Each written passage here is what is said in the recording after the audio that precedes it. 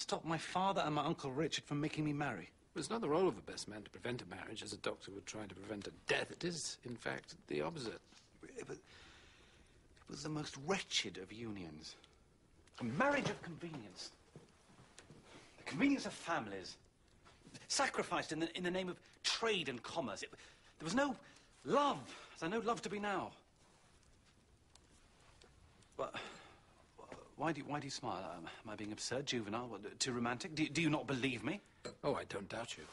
I don't doubt you. I've known you far too long. And before I knew you, I knew your sister in a time of hopes and dreams and happy years of my own. And I smile, Edwin. Leaford. Leaford. See, for even now, at this distance of time, it's still far too easy to recall Catherine Leaford and the love that you have. Your passion brings back the pleasure and the thrill that I once felt when I was not a solitary and lonely man.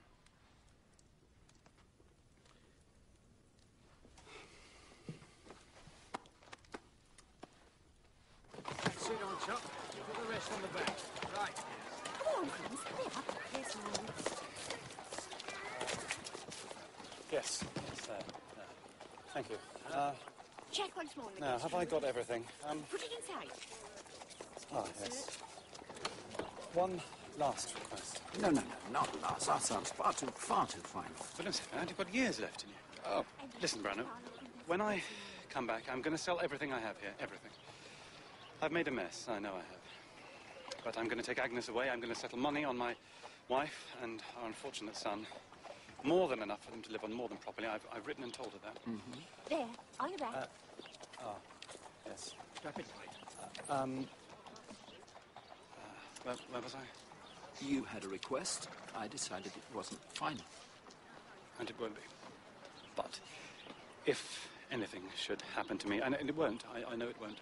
Agnes and child. Yes. Agnes and child. But you needn't worry. I am coming back. Margaret.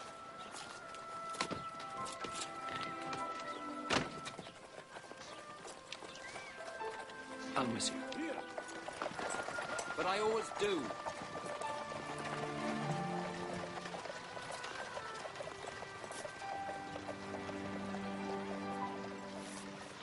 You seem like a kind man, sir.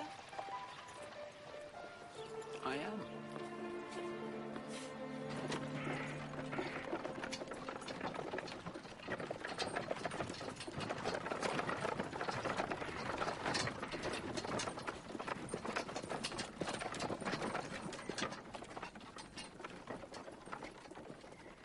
Why are we here, Father?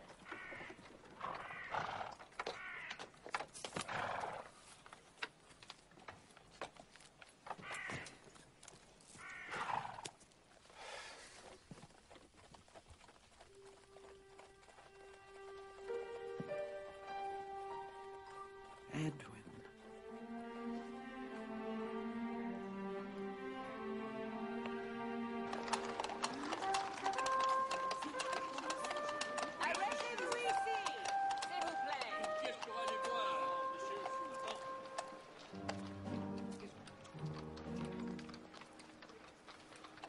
Can't see anyone.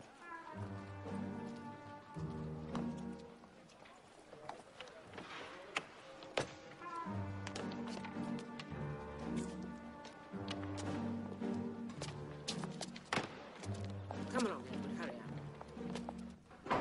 Bonsoir, madame. Monsieur. A letter from England, madame.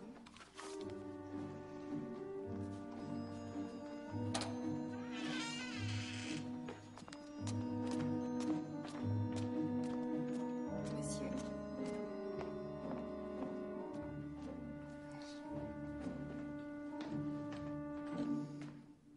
Your father's uncle, his Uncle Richard. How many times do I have to tell you, you dozepot? Your father's sick uncle. A lot of them are sick. Too sick to see me, so they would tell me. I'd say, Can I come up to see you next week, Uncle? And they'd say, no, I'm sick. This is the really sick one, the one with the lump, But it seems that your father's uncle, Richard, has repaired to Rome, but with little hope of recovery. Is it the lump? And your father follows him with great haste. And I know why. Money. We have the money my father sends us. Your father's money is not proper money. He writes, he says, that he will increase our finances. Can I read the letter, Mother? He calls it reasonable and fair. But I don't think so. Not the way I expect to live. Does my father mention me at all in the letter? We only live the way we live because of pretend money. I realise that. That much I realise. And as quickly as we come to a place, we have to go. Having spent the money we only pretended to have. And I refuse to live my life like this anymore. So do I, Mother. Never left anywhere, except in the dead of night or first dawn. Never made a friend that I knew that I would keep. We could be an eternity in the same place, Edward. It would make no difference to your hopes of friendship. But proper money, that would make a difference. To have back the life I once had, before your father discovered the terror of my ways. My father must have mentioned me once in that letter. Your father goes to Rome to follow money.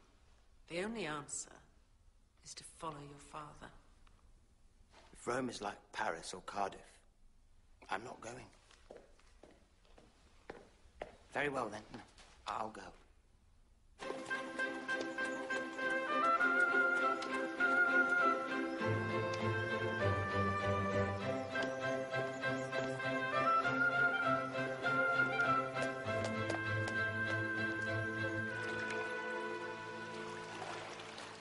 And my uncle? But he won't be going home. No, he won't. How long? I'm a lawyer, not a doctor. I'm the doctor. Not long.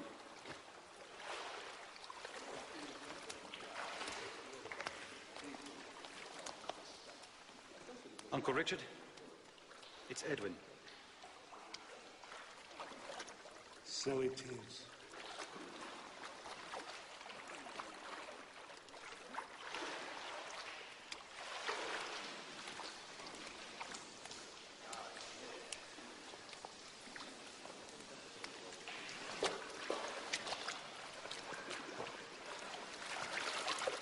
You don't need reasons, do you, for the money? You must know. I thought it might be my reward for my punishment. Rehearse that, did the young man on the way through France, across the Alps. Go across the Alps. I took a boat from Marseille to Napoli, and I don't need to practice anything. You can shout at me if you want, wouldn't blame you. Shouldn't ask any boy of 17 to marry. Especially a woman as live as that. And the boy did die. The boy is mine. In some ways recognisably mine, as much a victim as I was. But now, and this is no concern of yours, now there is someone else, Uncle Richard. Someone who I love with all my... Uncle Richard!